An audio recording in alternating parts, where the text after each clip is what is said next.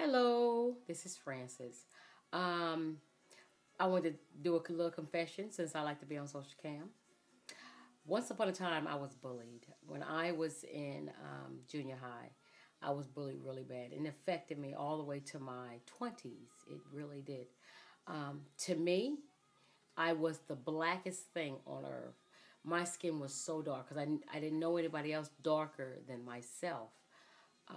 So I just knew I just was the darkest person on earth. And of course, they played on that. And they would push me around because, I don't even think I was 80 pounds, maybe 99 at the most. I was just so small and I was bullied because I was so quiet. I didn't speak to anybody, but I did laugh. I think the only person that I considered a friend was our neighbor, and that was LaWanda Green, and she lived next door to us. But, to me, in my head, because of the bullying, and this lasted, the bullying lasted till I was in junior high, and it stopped, of course. But in my head, it lasted till I was in my 20s, to the point where I thought I was the darkest person on earth. Even though I'm going on with my life, nobody on this earth, not even Africa, was darker than Francis. I believe that I was just the blackest thing. I used to be called an African. I would be called an African booty scratcher. They would call me blah blah lack. I mean, they did this in Alabama. I never heard of these words until I got here to Alabama. Blah la lack. Blah la lack. That's what I was called because I was considered like the darkest thing in the world. And I carried that with me for a long time. I seen no beauty in myself till I was almost 30 years old, till I saw myself as being, okay, I'm beautiful. You see now all these pictures and stuff that I take of myself, and I'm on videos and stuff like that. But I haven't felt that way. I just learned how to take pictures of myself. What? I don't know. Whenever I started Facebook a couple of years ago, that means I was in my 30s when I really started taking pictures of myself because I didn't see myself as beautiful. And if you don't see yourself as beautiful, you don't want to take pictures. So I didn't take pictures of myself because I didn't think I was pretty. And bullying carries on and on and on for years. Just because you go through it through junior high or high school don't mean that the damage that was done then does not affect you as an adult. And I will go around, even with Jerome, my husband now, or with friends or with somebody else, if I see somebody really dark, I don't do it now, but I would see somebody really dark, I would say, am I as dark as her? So I know what my skin tone is. Because when I look in the mirror, I don't see myself as dark. But I see myself dark, but I don't see myself as dark. So I would say, am I as dark as her? Am I as dark as her? Is my skin as dark as her? And eventually, like I said, I was almost 30. Me and Jerome got together when I was 25 years old. And I still had that complex at 25 years old that I thought I was ugly. And why would somebody want me? Because I was so ugly and I was so just small and I was just so not everything. I wasn't talking to anybody. So, I thank God that I got through that bulliness. That's the word. Bullyingness. It was hard. The girl that bullied me in Bellingraph, her name was Cassandra. I don't remember her last name, but I just know she was Cassandra, and she was mean to me to the point where I was scared all the time. I would go to the principal, and the principal at Bellingraph at the time was Mr. Thomas. Those who went to Bellingraph in Montgomery, Alabama would know who Willie Thomas was. I believe his name was Willie. Willie Thomas.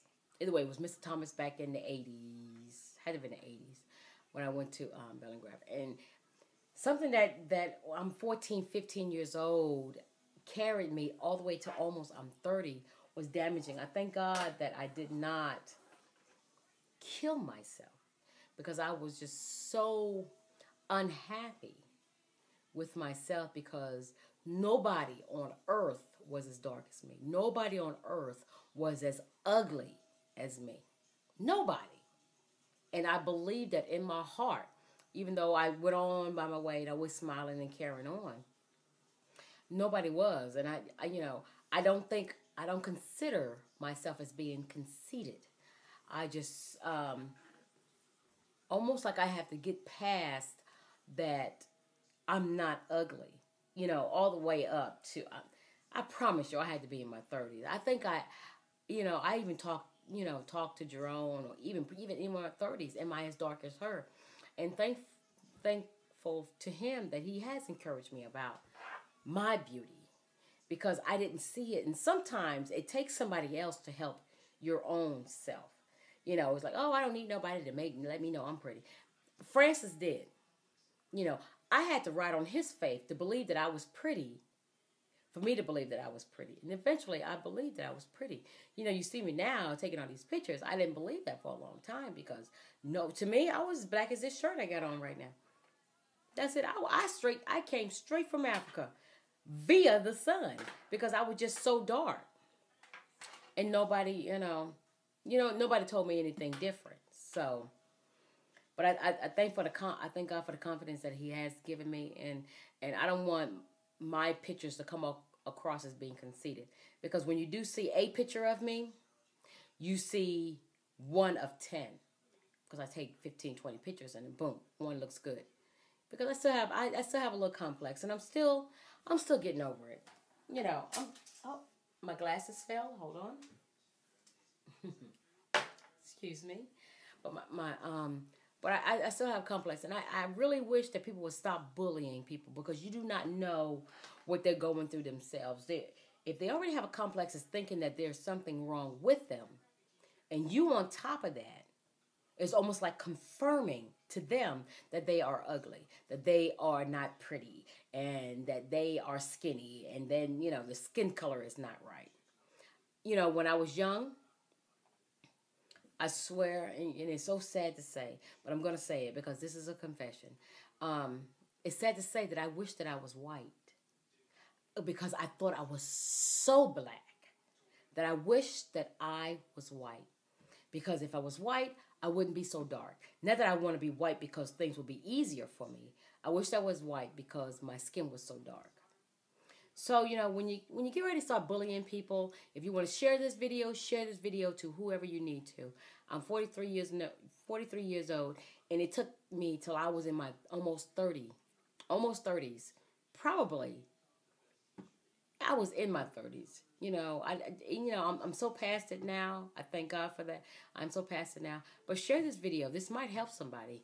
If you can see your own beauty, or see something in somebody. Like I said, if you don't believe that you are pretty, you need to write on somebody else's faith or somebody else's belief until you start believing it yourself. Because I did not believe it. And get from around people who don't believe in that. Stop being those people who call themselves being your friend. They're not your friend. But I did want to say that, even though, like I said, you see pictures of me, you see videos of me, I'm cutting up.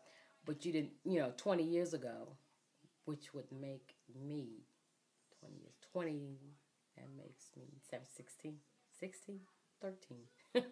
I'm 43. 20 years ago, 20 years, 20, 30. Yeah, you know how old I was, damn it. You know what I'm talking about.